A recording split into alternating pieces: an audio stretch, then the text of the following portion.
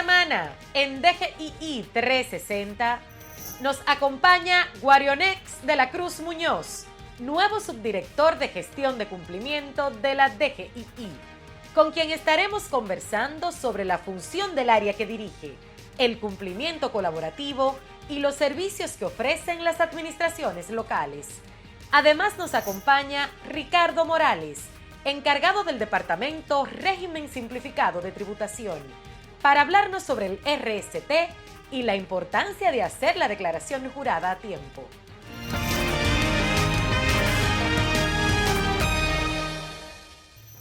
Saludos amigos televidentes. A continuación presentamos las noticias de esta semana. La Dirección General de Impuestos Internos depositó una ofrenda floral en el altar de la patria para honrar a los padres fundadores de la República Dominicana, Juan Pablo Duarte, Matías Ramón Mella y Francisco del Rosario Sánchez, como parte de los actos conmemorativos del aniversario 182 de la Independencia Nacional. El mes de la patria se celebra desde el 26 de enero, día del natalicio de Duarte, hasta el 9 de marzo, fecha en que se conmemora el nacimiento de Sánchez. Para mí representa un verdadero honor poder dirigirme a ustedes y en representación de la Dirección General de Impuestos Internos en este día y en este momento para conmemorar lo que es un legado de sacrificio, de valentía, de libertad, de patriotismo, que es estar aquí ante este altar de la patria para conmemorar la memoria de nuestros padres fundadores y sobre todo celebrar cada día el legado que ellos nos han dejado. En ocasión de esta celebración del mes de la patria, que culmina con un año más de celebración de nuestra independencia nacional, pues es muy importante para nosotros recordar cada día lo que significa ese legado de sacrificio, de lucha, de valentía, pero sobre todo de servicio a la sociedad, hacia el país. Como servidor público es una gran responsabilidad, un gran deber y sobre todo un gran honor para nosotros poder siempre representar esos valores en el trabajo que hacemos cada día, desde lo más pequeño hasta lo más grande que nos toca hacer a frente de la DGI. Los exhorto a seguir sirviendo a ese ejemplo, a seguir caminando ese gran legado de libertad y de democracia y de gran servicio público. Por otro lado, el director general de la DGII, Pedro Urrutia San Giovanni, sostuvo varios encuentros con representantes de diversos sectores, como parte de los trabajos de acercamiento, colaboración y mejora continua que impulsa la institución. Estas reuniones forman parte de una agenda orientada a fortalecer el diálogo con los distintos actores productivos, promover el cumplimiento voluntario y continuar construyendo una administración tributaria más cercana, eficiente y transparente.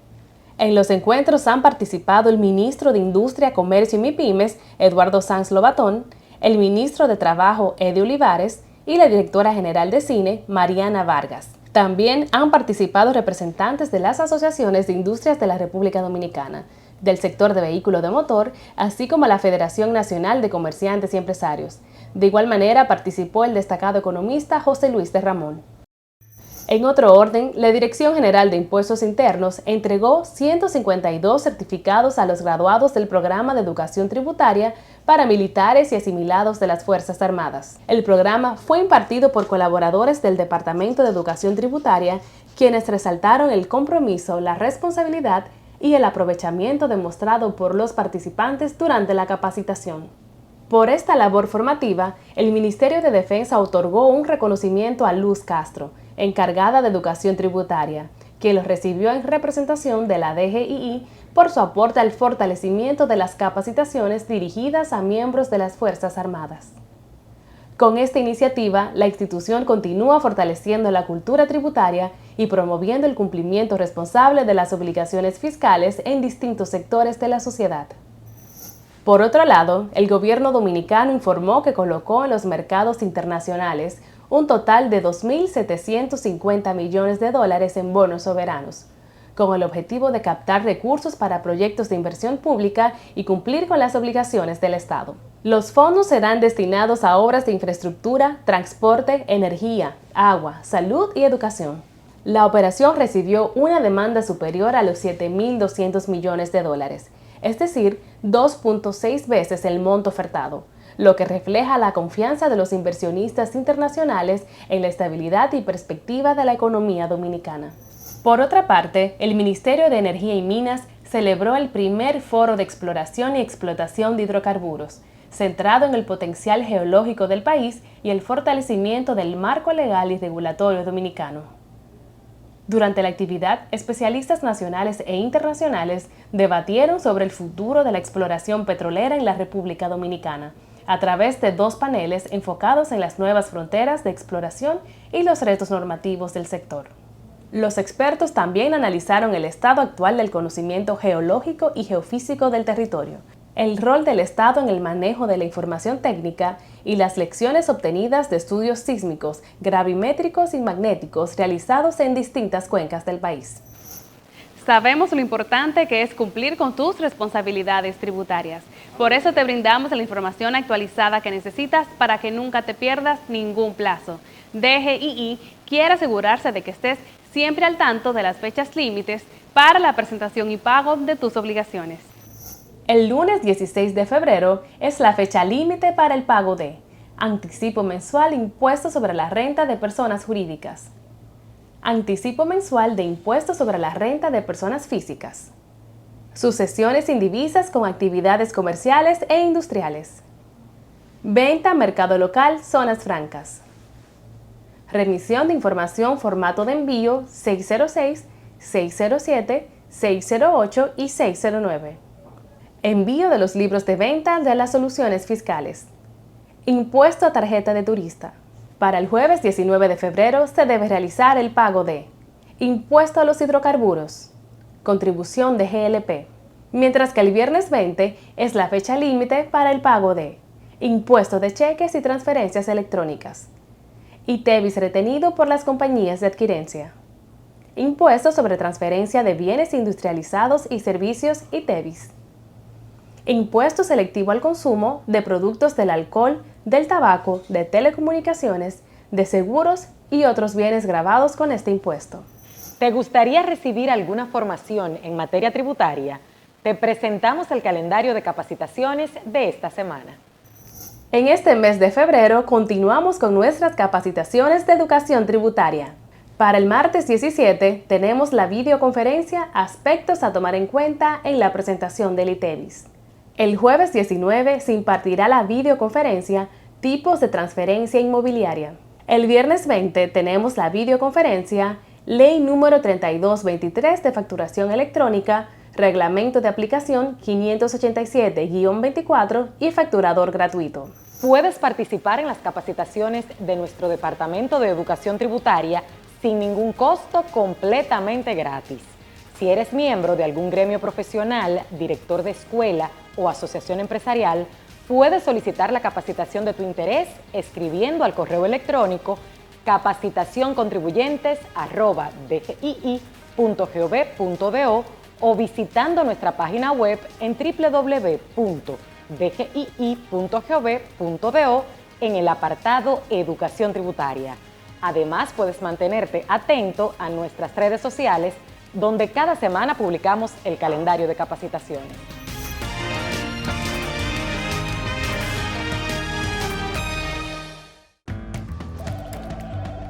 Todos sabemos que el tiempo es muy importante en cada empresa. A veces parece que hay más tareas que minutos en el día, pero siempre hay una solución, una forma mejor y más fácil de manejar nuestras responsabilidades fiscales. Con la ley 32-23 de facturación electrónica podemos mejorar todo el proceso de facturación y ahorrar tiempo. Además, la Dirección General de Impuestos Internos dispone de incentivos por ingresar voluntariamente y un facturador gratuito para que ningún contribuyente se quede fuera. Porque el mundo evoluciona y nosotros también. Únete a la facturación electrónica.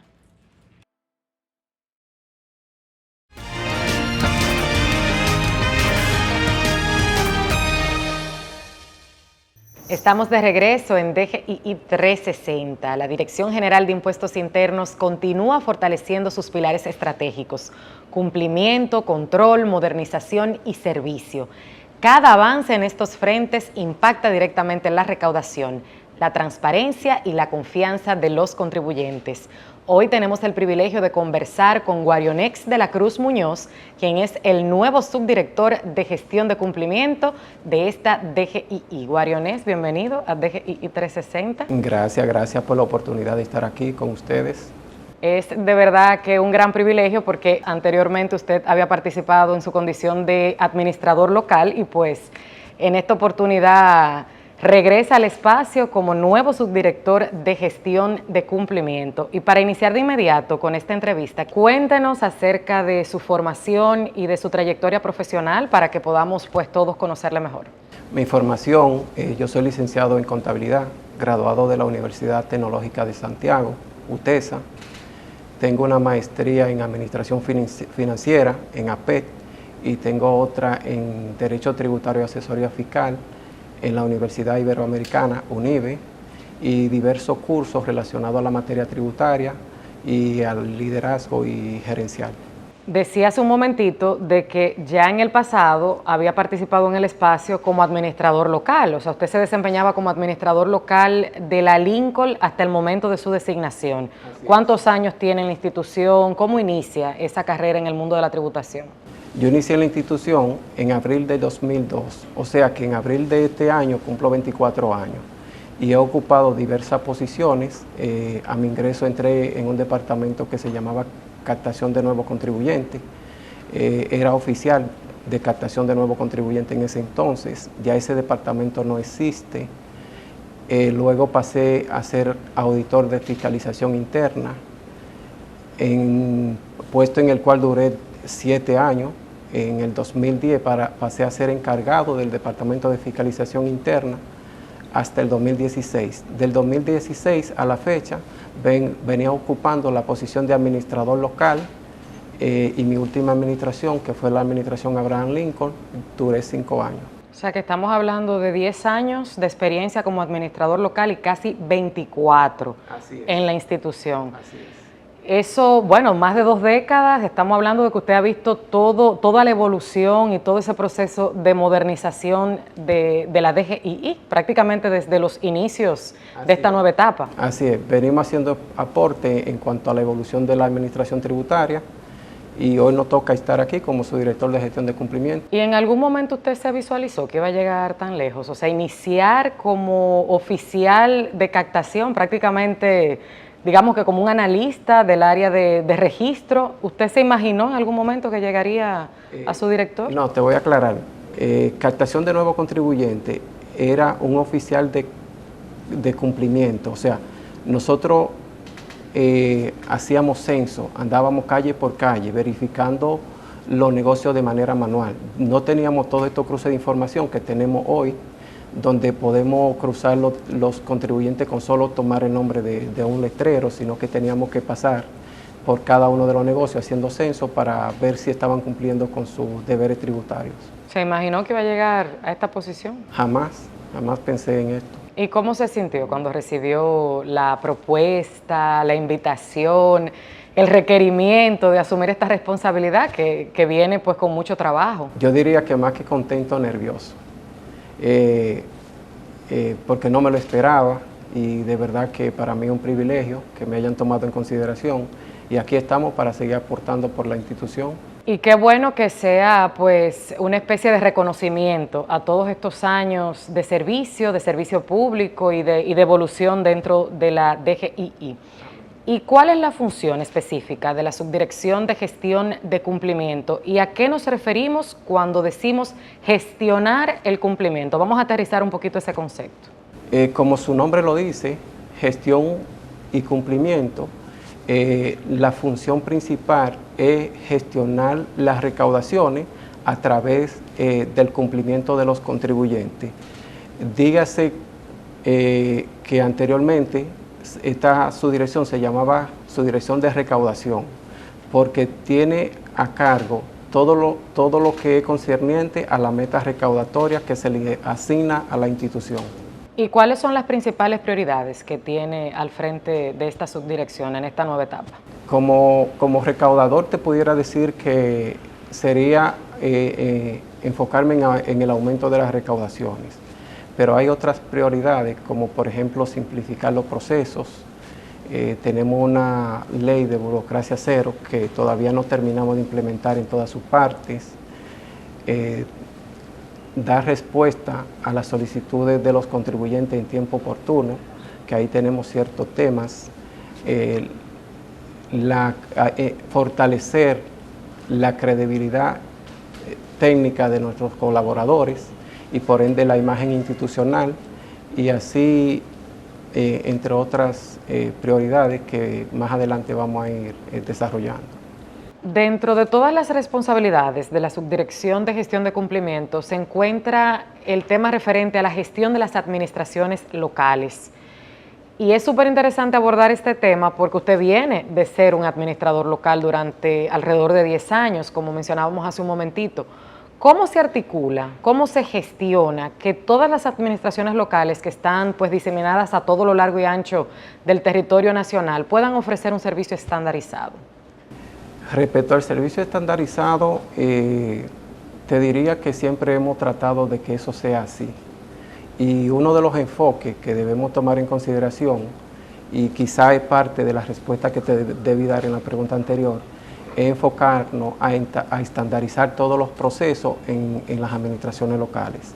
Cuando digo estandarizar todos los procesos, que tú no vayas a una administración local y un proceso te dure un tiempo determinado o te den una información contraria a la que te dan en otra administración. Es un gran reto que tenemos en ese sentido y de lo cual venimos hablando hace mucho tiempo. Se avanzan 2 pasos y de repente volvemos atrás o nos mantenemos neutral sin avance respecto a lo que tiene que ver con la estandarización de los procesos y es algo que incide en el servicio que le ofrecemos a los contribuyentes. ¿Y cuáles iniciativas puntuales se estarán desarrollando para garantizar esa estandarización de los procesos y que el contribuyente reciba la misma información, el mismo servicio, que de pronto los mismos plazos, como usted mencionaba? Yo entiendo que lo principal es establecer procedimientos y políticas claras y precisas respecto a cada uno de los servicios que ofrecemos. Es verdad que tenemos muchos procedimientos y muchas políticas, pero no para cada proceso ni para cada servicio que ofrecemos. Y hacer un monitoreo constante donde nos aseguremos que se está cumpliendo con esa estandarización que exigimos y velar también por la capacitación de cada uno de los colaboradores, porque eso influye mucho en el servicio que vamos dando. Definitivamente, o sea, no importa que el proceso esté claro, que tenga un protocolo definido, si el colaborador no ha sido evangelizado y no ha recibido la suficiente capacitación para poder transmitir esa información a los contribuyentes. A través de la subdirección también se inició hace un tiempo el programa de cumplimiento colaborativo, un programa que ha sido desarrollado de la mano del Banco Interamericano de Desarrollo y quisiéramos saber de qué manera se piensa pues seguir impulsando esta iniciativa. El cumplimiento colaborativo no es más que un programa de gestión de riesgo enfocado en la colaboración del contribuyente versus la administración, donde debe haber una mejora en la comunicación y el fin de este es que la relación contribuyente-administración sea fiable y confiable y que el costo de cumplimiento cada vez sea menor y que los servicios sean cada vez más eficientes. Nosotros apostamos a seguir mejorando este cumplimiento colaborativo de manera que tanto el contribuyente como la administración tributaria puedan beneficiarse de una buena relación, digamos, entre los entes participantes. Todas las áreas, todos los proyectos de la administración tributaria son importantes, pero parecería que la gestión de la Subdirección de Gestión de Cumplimiento tiene como que las áreas más finas, diría yo. Y una de esas áreas, uno de esos pilares de la gestión de cumplimiento son los grandes contribuyentes, o sea, la subdirección cuenta con la gerencia de grandes contribuyentes. ¿Qué impacto tiene este segmento en la recaudación? Eso varía por año, o sea, en un año puede ser un 75, un 80, en este año el impacto recaudatorio de los grandes nacionales es un 70%. Digamos que tenemos 614 grandes nacionales, con lo que sí tenemos un cumplimiento colaborativo bien cercano, una relación muy estrecha y un seguimiento constante. Qué bien, pues tenemos que hacer una pausa, pero invitamos a todos los amigos televidentes a que se queden con nosotros, porque al regreso continuamos conversando con Guarionés de la Cruz Muñoz, subdirector de Gestión de Cumplimiento de la Dirección General de Impuestos Internos. Ya volvemos.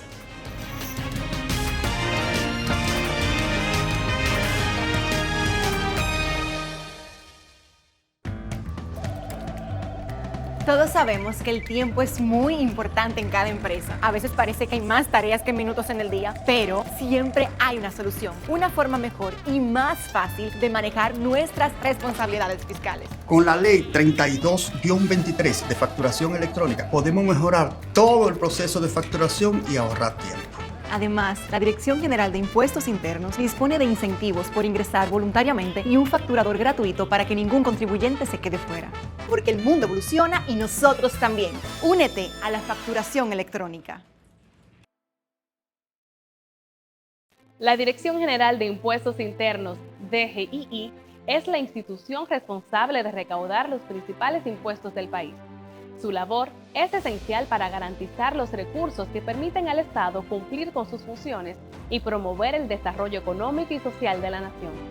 El origen moderno del sistema se remonta al año 1935, con la creación del Departamento de Rentas Internas, hasta que el proceso de reforma del Estado impulsó la necesidad de una administración tributaria unificada.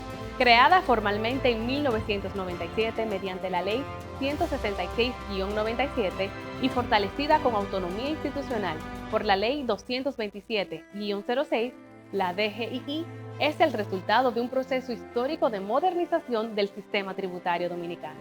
La DGII goza de autonomía funcional, administrativa y presupuestaria, conforme a lo establecido en la Ley número 227-06.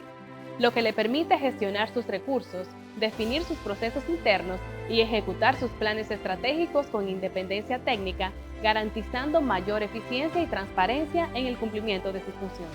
Esta autonomía se ejerce dentro del marco del ordenamiento jurídico del Estado Dominicano, ya que la DGII está adscrita al Ministerio de Hacienda, ante el cual rinde cuentas y actúa bajo la supervisión de los órganos de control correspondientes, en coherencia con las políticas fiscales definidas por el Poder Ejecutivo.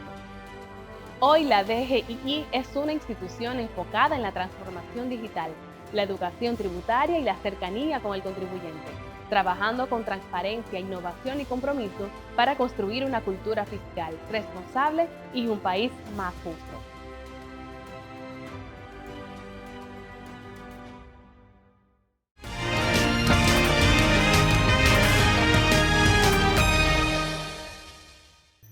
Estamos de regreso en DGII 360, hoy conversando con Guarionés de la Cruz Muñoz, subdirector de Gestión de Cumplimiento, sobre los aspectos importantes que marcan esta importante área de la institución.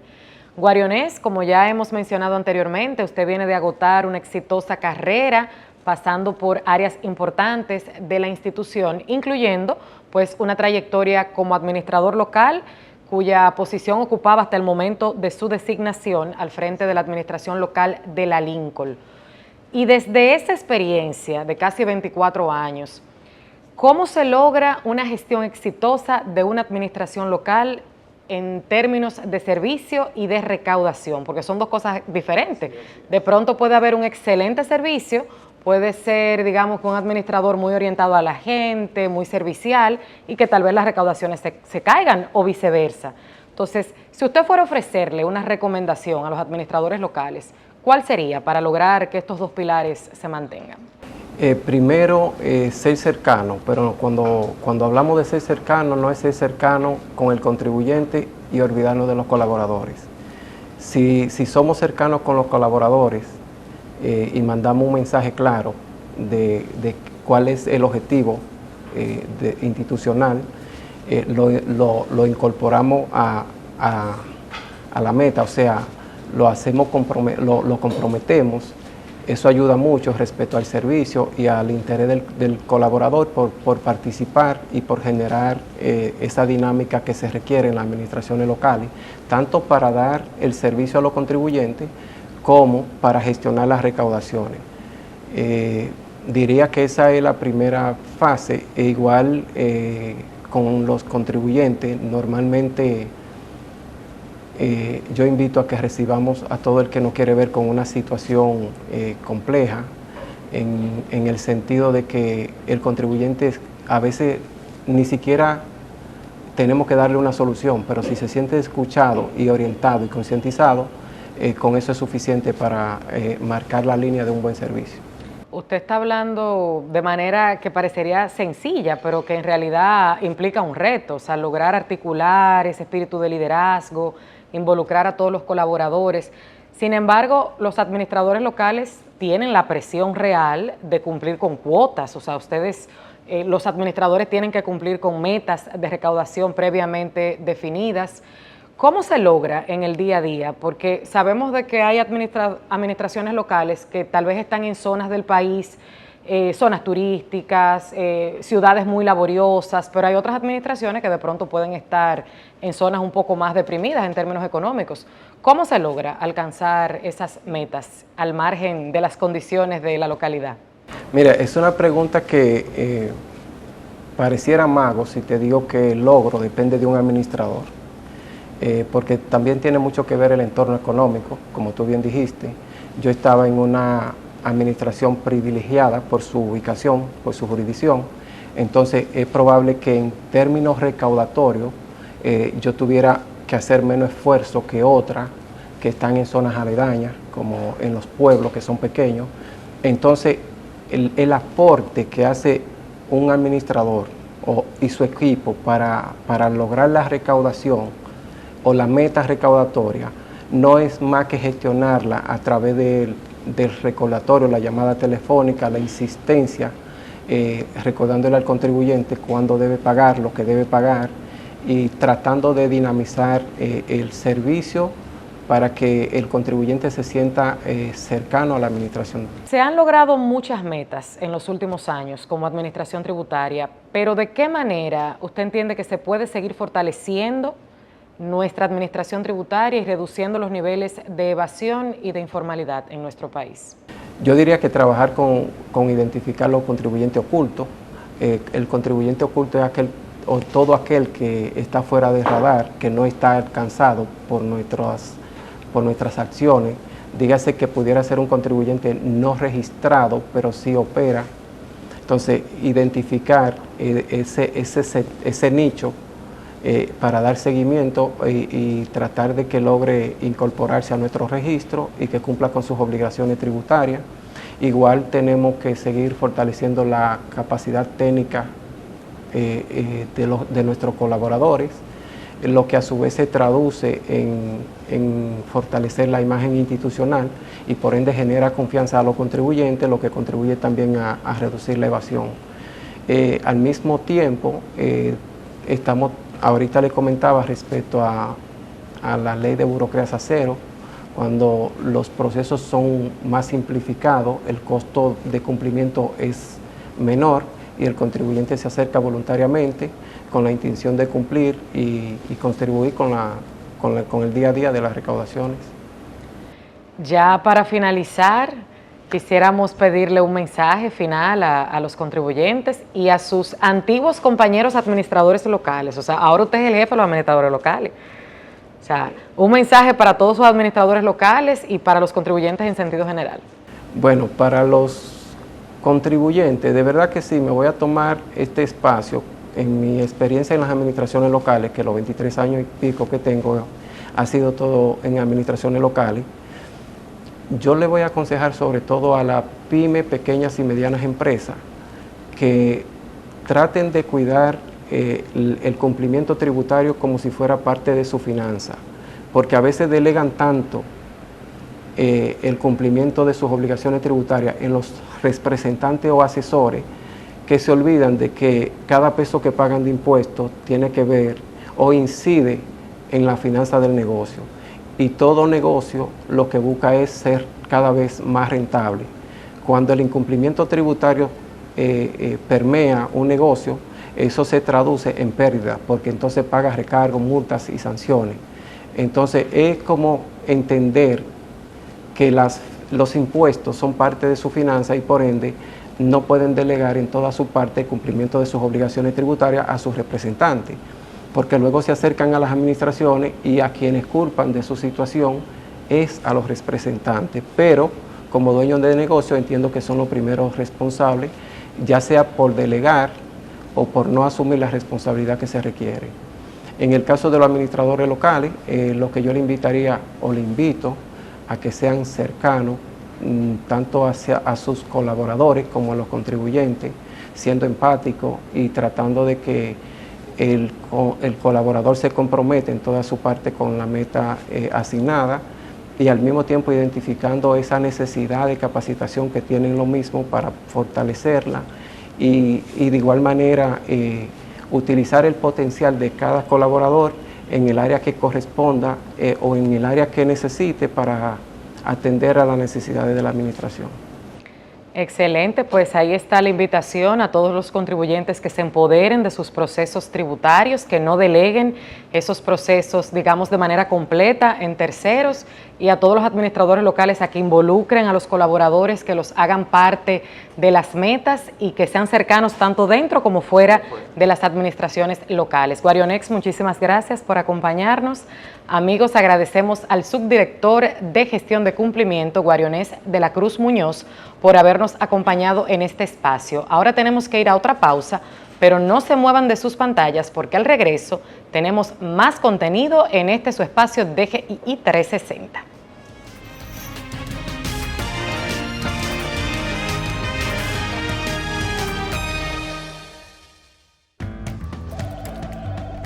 Todos sabemos que el tiempo es muy importante en cada empresa. A veces parece que hay más tareas que minutos en el día, pero siempre hay una solución, una forma mejor y más fácil de manejar nuestras responsabilidades fiscales. Con la ley 32-23 de facturación electrónica podemos mejorar todo el proceso de facturación y ahorrar tiempo.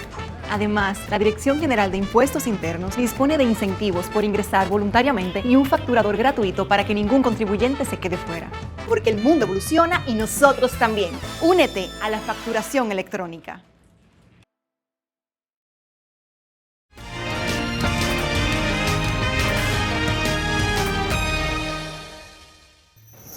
Estamos de vuelta en DGII 360.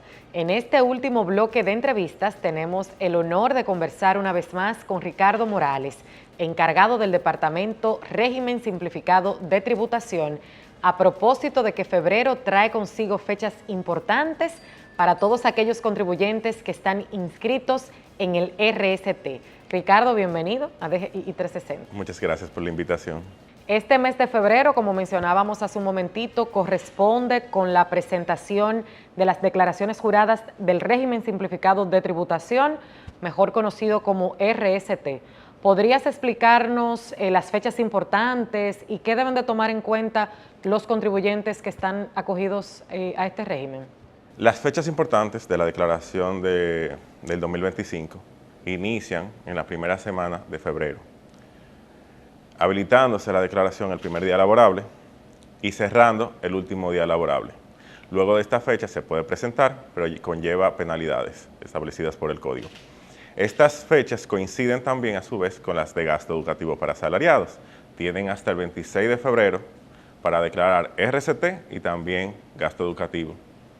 Y qué bueno que haces mención de la declaración de gastos educativos, porque me surge la inquietud de si alguien que esté acogido al RST también puede favorecerse y aprovechar la deducción de gastos educativos. Sí, en el RST, como es un régimen presunto, el RST para personas físicas, profesionales liberales, pueden aprovechar la deducción de gasto educativo, lo que no generará un saldo a favor por retención en exceso, porque en el RST no se genera, pero sí sirve como deducción. Deben hacerlo al igual que lo hacen con la declaración de asalariado o con el IR1, llenan el panel de gasto educativo, hasta el paso 4, el registro de gasto, y una vez están aprobados, la declaración RST lo jala de manera automática. Eso quiere decir que si yo declaro mis gastos educativos y estoy acogida al RST, yo pudiera pagar menos en dado caso. Exacto. Sirve como deducción, baja el impuesto a pagar. ¿Y cuál es la cantidad aproximada de contribuyentes activos que deben de presentar su declaración jurada del RST en este plazo de febrero de 2026? Los obligados al 2025 del RST son aproximadamente 31,000 contribuyentes, que esperamos la declaración ahora en el mes de febrero. Ricardo, sabemos que hay dos modalidades dentro del régimen simplificado de tributación y me gustaría en este momento que puntualizaras cuáles son esas clasificaciones y si tienen diferencia en cuanto al umbral, en cuanto al límite de facturación y qué deben hacer los contribuyentes para cumplir, ingresar y permanecer en uno de estos regímenes. Sí, hay dos modalidades, ingresos y compras. En la modalidad de ingresos que entran, y recordando un poco, entran los del sector agropecuario, los profesionales liberales y las empresas prestadoras de servicios y productores de bienes. El límite es de 12 millones aproximadamente. Y los comerciantes de bienes que entran en la modalidad de compra tienen un tope de compras e importaciones de 55 millones aproximado. Una vez ya el contribuyente va a superar o entiende que superó por algo provisional, puede hacer una solicitud de permanencia indicando el motivo del ingreso extraordinario. O sea, un aval, alguna justificación escrita.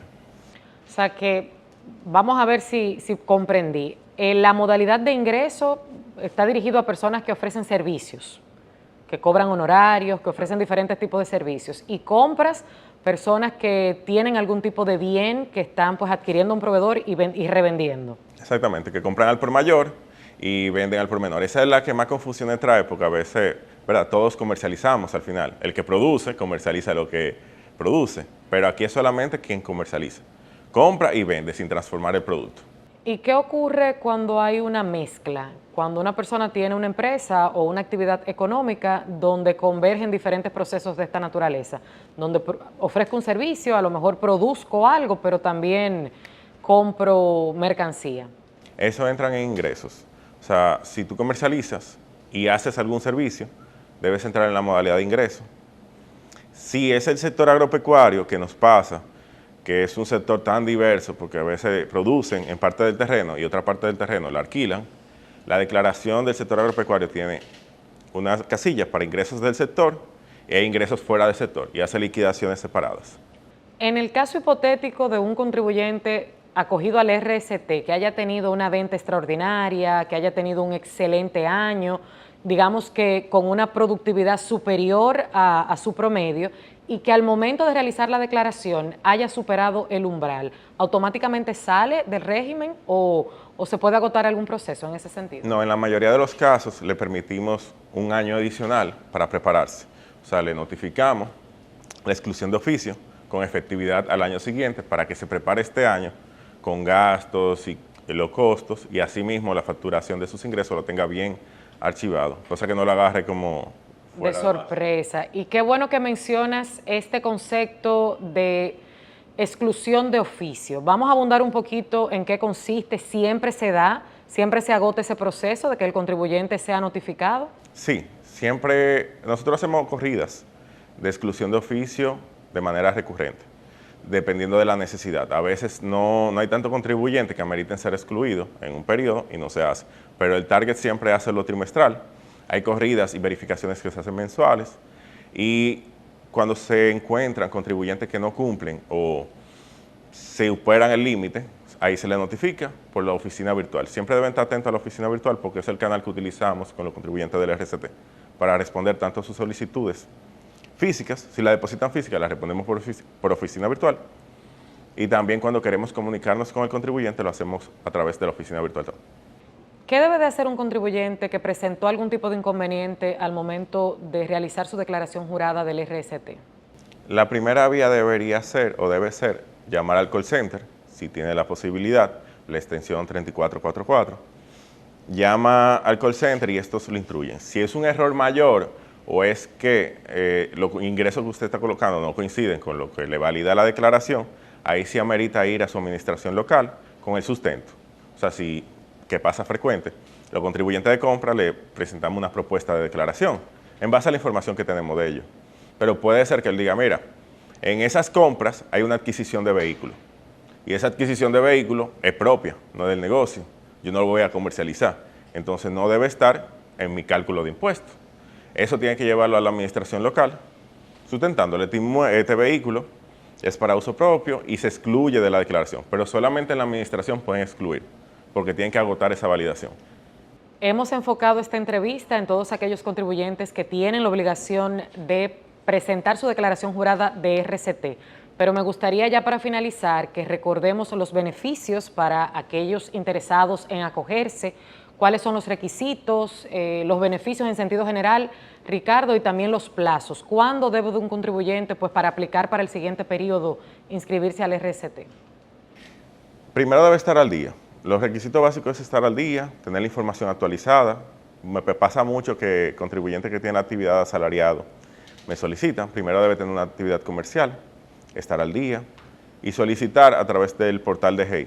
En la entrada de la oficina virtual a la izquierda está la opción de solicitar acogencia al RCT y en un plazo de no más de 15 días se les responde. La fecha límite siempre para solicitar es 60 días antes de la declaración que desea presentar. Como estuvimos ahora en el 26 de diciembre, fue el último día para solicitar declarar el 2025, porque la fecha de declaración era el 26 de febrero. Entonces así, cada año, cerca del 30 a 26 de diciembre, es el último día para solicitar y declarar ese año en el RCT. Ricardo, muchísimas gracias por acompañarnos. Amigos, acabamos de conversar con Ricardo Morales, encargado del Departamento Régimen Simplificado de Tributación. Tenemos que ir a otra pausa, pero no se muevan de sus pantallas porque al regreso tenemos más contenido en DGII 360.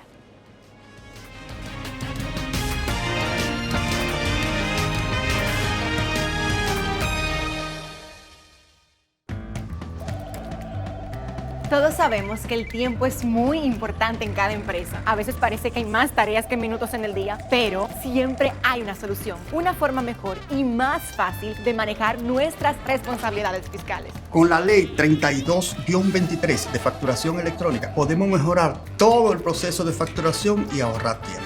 Además, la Dirección General de Impuestos Internos dispone de incentivos por ingresar voluntariamente y un facturador gratuito para que ningún contribuyente se quede fuera. Porque el mundo evoluciona y nosotros también. Únete a la facturación electrónica.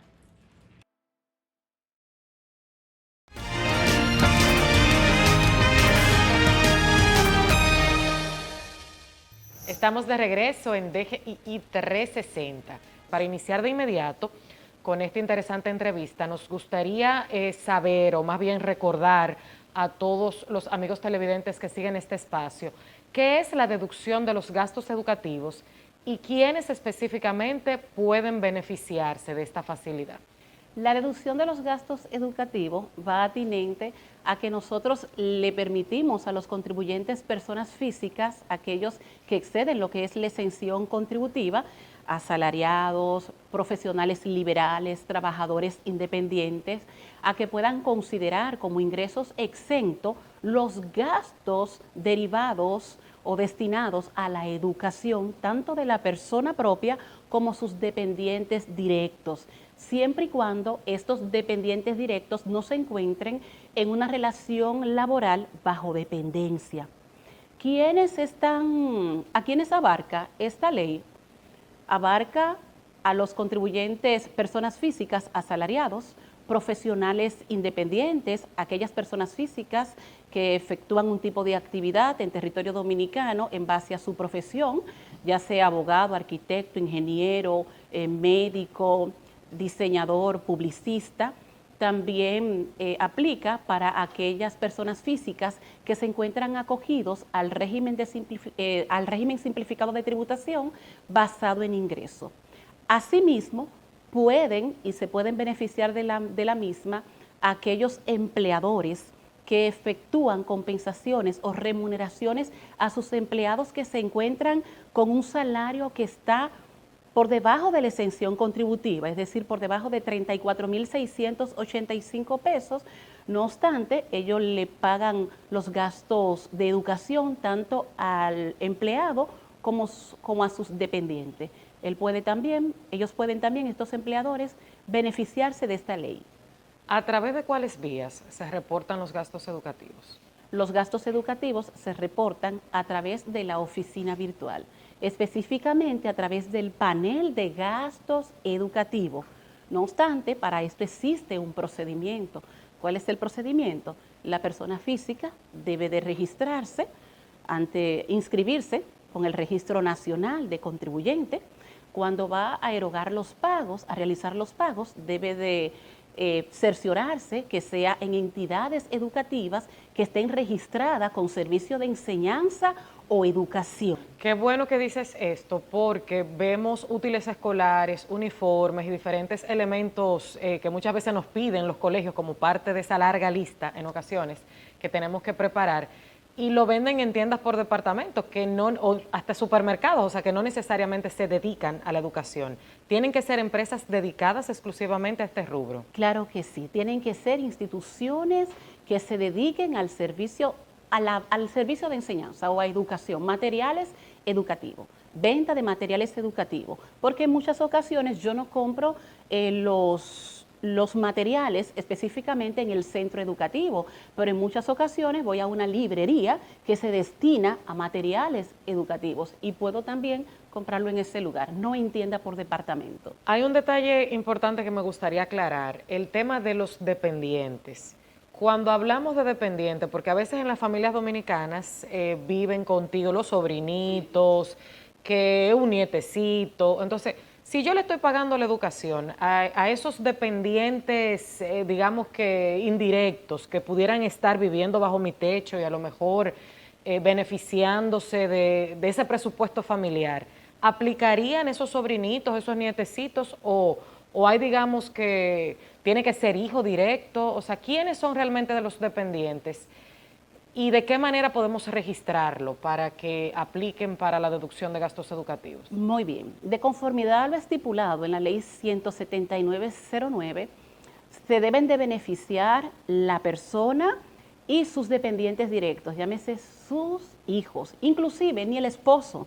La persona no puede registrar a su esposo, aunque estén con un acta de matrimonio y que sea un matrimonio de 25 años, no, el esposo tiene sus facultades y si percibe ingresos superiores a la exención contributiva, es decir, alcanzado con el impuesto sobre la renta, él debe de registrarse de manera indistinta y acogerse a la ley de gastos educativos.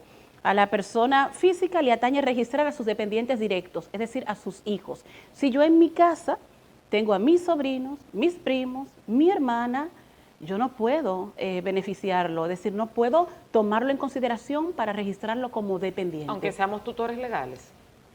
No. Tutor legal atañe directamente cuando es un hijastro. Hijastra, ahí sí.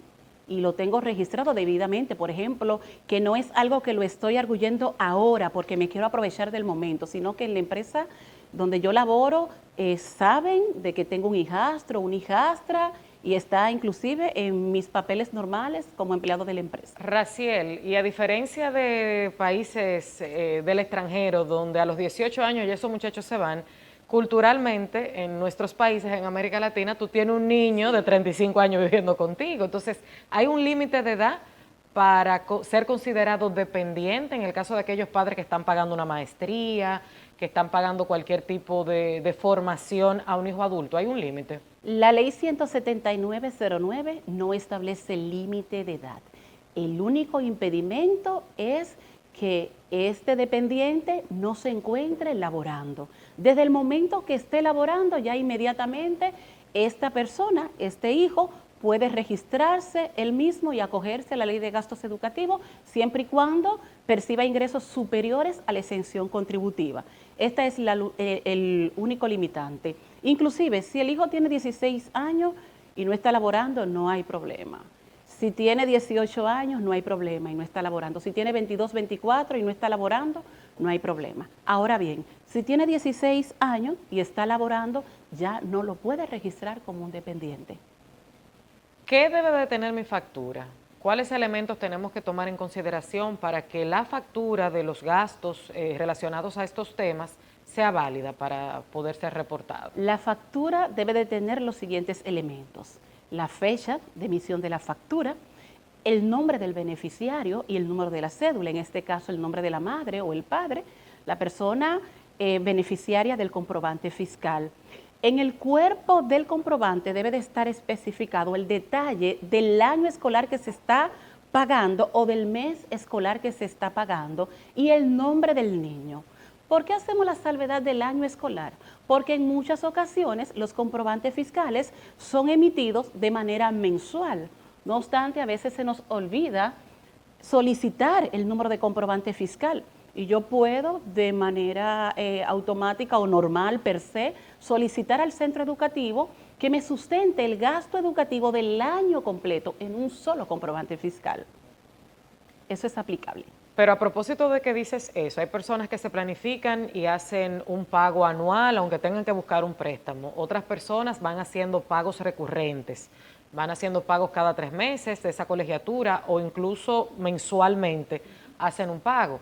En el caso de que esa sea, digamos que el formato en el que una familia esté realizando los pagos, ¿puede ir registrando esas facturas o tiene que esperar hasta que llegue el periodo de, digamos, de cierre para poder hacerlo? No, puede ir registrándolo.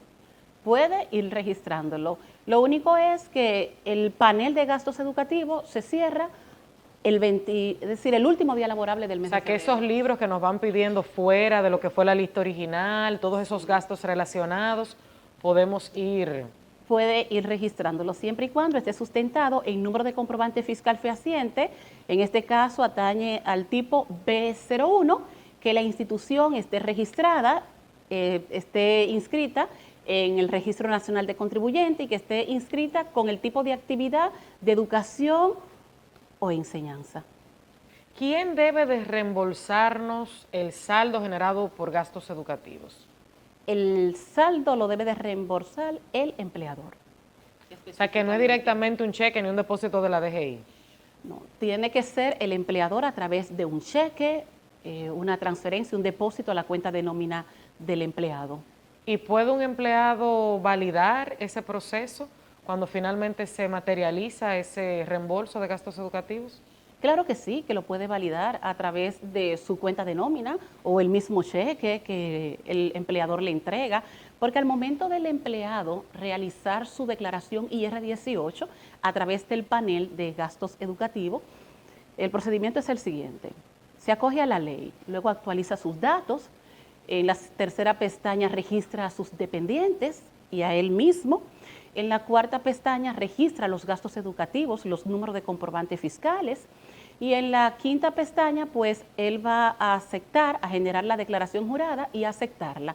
Una vez envía la declaración jurada, el IR-18, pues en la siguiente pestaña él va a validar, a verificar una notificación de saldo a favor. Esta notificación el empleado la va a imprimir y se la va a presentar a su empleador. El empleador tiene la obligación de entregarle a ese empleado el saldo a favor que especifica la Dirección General de Impuestos Internos, nosotros como institución. Es decir, no es un favor que el empleador le está realizando al empleado, es que de conformidad a lo estipulado en el artículo 8 del Código Tributario, el empleador funge como un agente de retención y tiene la obligación de concederle a este empleado ese saldo a favor que ya nosotros como institución le hemos colocado de manera automática en su declaración jurada del IR3 como un crédito, para que este empleador lo pueda considerar como una deducción al momento o un crédito al momento de él presentar la declaración jurada del IR3 de ese mes de marzo y de los meses subsiguientes hasta que este crédito sea mitigado. Pero es una obligación del empleador entregarle. Recomendaciones finales para todos esos padres de familia que están haciendo esos pagos de cierre de año, que están reescribiendo sus niños, que se están pues preparando para hacer esas compras de útiles, de uniformes. Recomendaciones finales para todos ellos. Bueno, las recomendaciones que nosotros le podemos especificar es que cerciórense dónde están inscribiendo a sus hijos, que el centro educativo esté inscrito en el Registro Nacional de Contribuyente, que la actividad comercial con la cual están inscritos es servicios de enseñanza y educación. Tomar en consideración que si yo compro los materiales educativos de mi hijo en el mismo centro educativo o en una institución que se dedique o que esté registrada explícitamente con servicios de enseñanza y educación, puedo deducirme o considerar esto como ingreso exento, como gastos educativos. Tomar en consideración de que es una ley muy favorable para todos y cada uno de nosotros y que ha venido a provocar un alivio y un respiro en el bolsillo y en los ingresos de todos nosotros como dominicanos.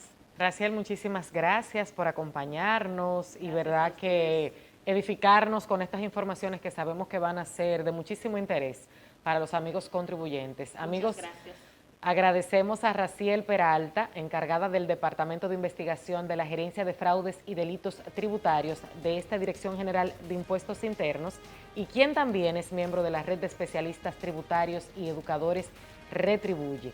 Le agradecemos por habernos acompañado y ahora vamos a una pausa, pero quédese con nosotros porque al regreso tenemos más contenido en este su espacio DGII 360.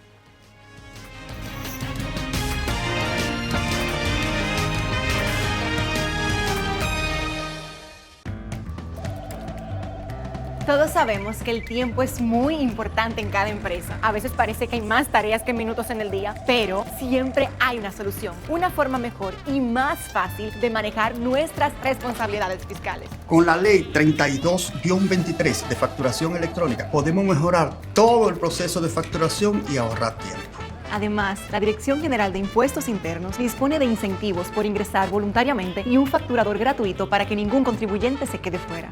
Porque el mundo evoluciona y nosotros también. Únete a la facturación electrónica.